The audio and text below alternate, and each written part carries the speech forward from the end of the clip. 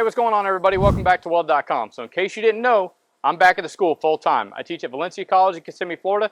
We teach everything from stick, MIG, TIG, flux core, and we get into some advanced processes. Let's head on into the lab and see what the students are working on today.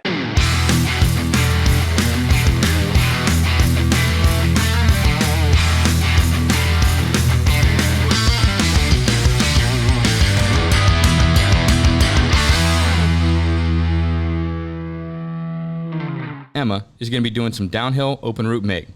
The most common mistake beginners make here is the travel angle. When you're running downhill, it's important to make sure that your filler metal is pointed up slightly into the weld pool. If you're working at a 90-degree angle, you're going to shoot through the backside and leave whiskers in your root.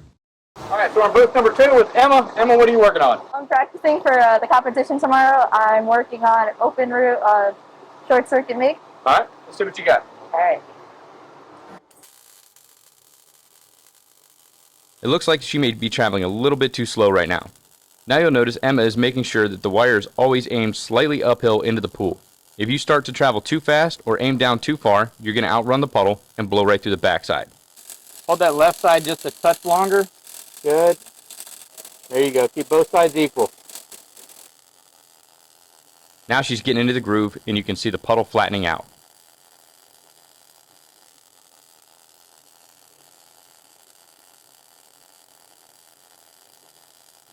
All right, everything looks pretty good, but it looks like you're a lot more consistent starting about here and working your way down. So, I've told you before, you want to try to lay the foundation for the cap. Like the first, you're starting to work on your cap right at the root pass because you're building that foundation for every weld that's coming in after it.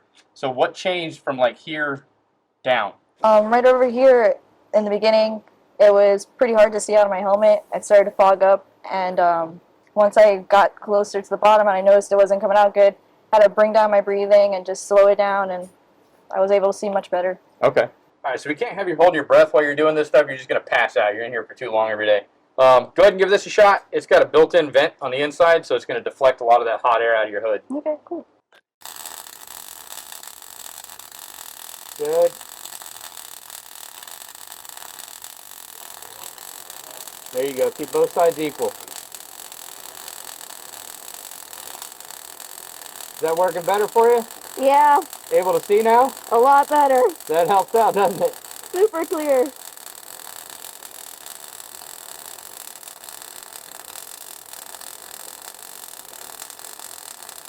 All right, so what do you think? That one looks a lot more consistent in there. Do you have any problems with it fogging up? No, not at all. So it's a lot easier for you? So much easier. Makes a big difference when you can see what you're doing, doesn't it? Pretty much. All right, let's pop on over to booth number 4 and see what's going on in there.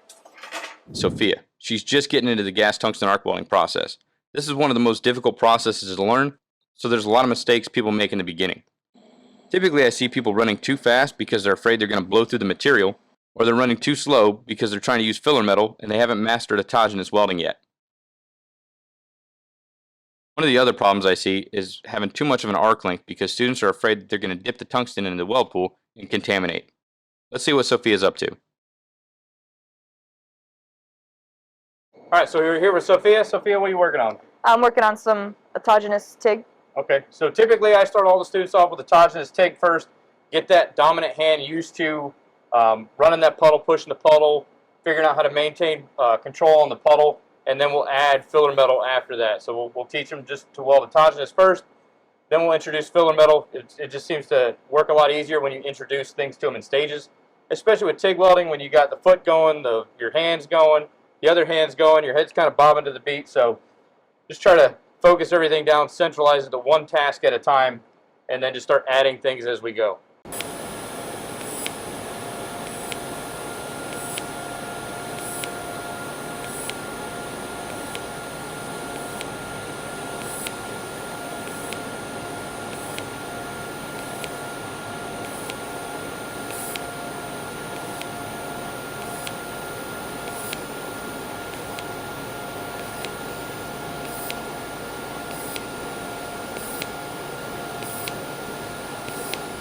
Slow down just a tad.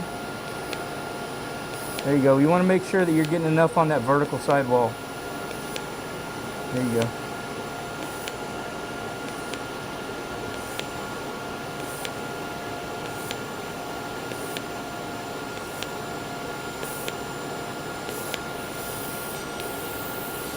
All right, so one thing I would recommend is maybe moving the plate a little bit further to the edge of the table so you can drop your wrist a little bit more. You really want to come in and try to hit that vertical plate as well as the horizontal the same. All right. So you can come in at a 45-degree angle, you'll get 50% on the bottom plate and then 50% on that vertical plate. It'll just help you out a lot. Okay. And then just kind of slow down just a tad. It takes more of a finesse process. I mean, it's your first week on it, so I mean, I think you did relatively really well. Thank you. How's that new hood working out for you? It's working out really well. It's definitely a lot clearer than my old one. That's kind of what I noticed with that blue tint that it's got in there. It's a lot more of a crisp, cleaner view. Yeah. So it's a lot easier with the detail on TIG to work with a clearer hood. yeah, you want to be able to see exactly what you're doing. All right, go ahead, set up another one, and then we'll start working with filler metal. Alrighty. All right, huge shout out to Airgas for sending these hoods out to my students. They've been testing them out all week. So far, so good. They're a lot lighter weight, bigger viewing window, much more clarity. Don't take my word for it. Let's hear what they have to say. I liked the color change was like new, and that was kind of cool. I liked the, like, I could see a lot better. I could see like the weld puddle a lot better, but I could also see around it, usually where it's like darker and it's harder to see. I could see around that a lot better, so my field of vision was more clear. So that was nice. I love the new hood. I'm super excited that I got a new hood. And I love mainly how light it is. I remember my old helmet, it was super heavy, clunky. I would get headaches. With this, no headaches. It feels amazing. And then I love the vent. So when I'm welding and stuff, like, it's not foggy at all. It just so clear. Thank you so much. All right, guys, thanks for watching Weld.com. We really appreciate it. Big shout out again to Airgas. If you guys want more information on these hoods, they've got the 3M technology and clarity that you all have come to love. RADNOR hood by 3M Speedglas. Go ahead and check it out. Until next time, make your world better than your last.